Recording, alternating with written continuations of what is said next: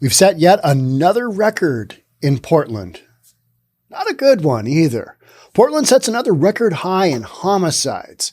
We've been watching as we've been coming up rapidly on 93 homicides. 92 was the record last year.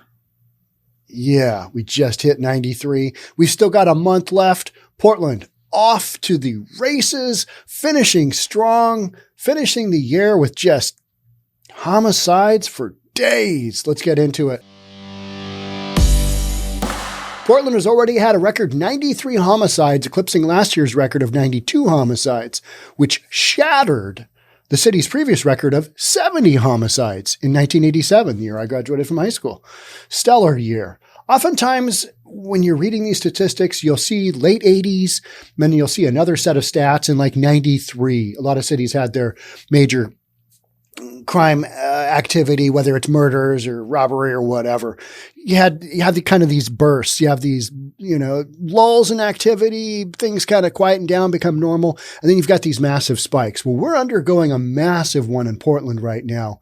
With a month left, I mean, we could have another dozen, say, homicides in Portland. We could go well over 100. And that's not the records you want to be breaking, right? Those are not the records you want to be setting. You don't want to establish that as your baseline. It's 70 murders this year. That's nothing. I mean, I remember back in 2022 when we hit 145. Yeah, that's not where we want to go. We want to go the other direction, but this is just what we got going on right now. According to the Oregonian, of these 93 homicides, 78 of the victims have died in shootings. So we've literally got people running around willy-nilly shooting each other.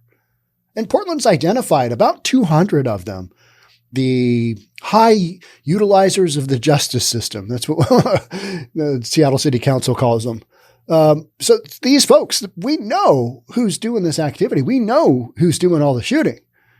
And it just keeps going on, right? It's not stopping. It's not slowing down. In fact, on the aggregate, it's getting worse in Portland. On Wednesday, in Southeast Portland's Cora Park Apartments, a man died in a shooting, and 1 hour later, a second person was killed in a shooting in Northeast Portland's Parkrose neighborhood. Police said that on Thursday, a third shooting outside a bar in St. John's left a man in critical condition. Mayor Ted Wheeler told the Oregonian that his priority for the remainder of his time in office is to address homelessness and crime.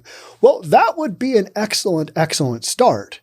But I feel like we've had so many attempts at what to do in Portland, and nothing is working.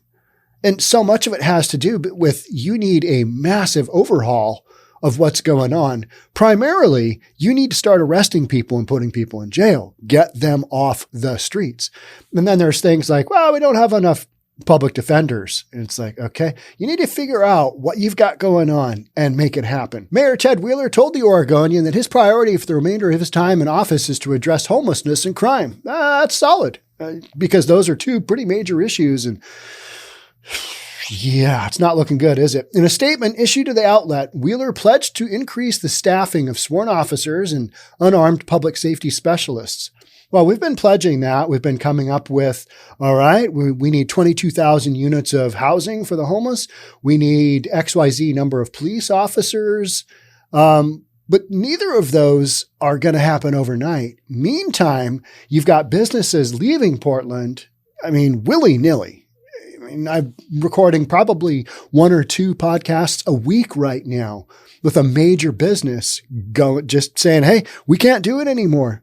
I just got through talking about one where the owner of a business, Rains, PDX, Rains Portland, left a note on their front door, 2 of them stating, hey, we're closed for business. And then the second one was, hey, City of Portland is in peril. We can no longer continue business under these circumstances. And they just kind of dialed it in of, what's going on. They've been broken into 15 times. They just literally can't run a business under those circumstances. Can't do it. Just no can do. If you're not making a profit, then what are you doing? Well, you're shutting down. And that's literally what businesses are doing. Wheeler also cited the Police Bureau's focused intervention team and enhanced community safety team, which concentrates on gun violence and community outreach. That is good and all. And it's good that those got cranked back up because they were basically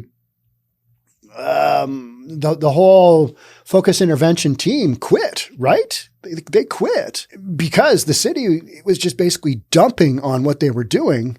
And the city is dumped on policing in general. The United States dumped on policing. And now you've got this system where you need more cops and you can't get them. And you're not going to be able to get big numbers of cops anytime soon. Just not going to happen. Might be 18 months at the earliest. But don't expect much of this to change overnight. Seattle's got the same thing. Chicago's got the same thing. I mean, a lot of these cities have the same thing with gun violence going on. And, you're going to have to start putting some people in jail. That's what you're going to have to do. But these communities aren't going to do that. They're just not going to do that. And so deal with it.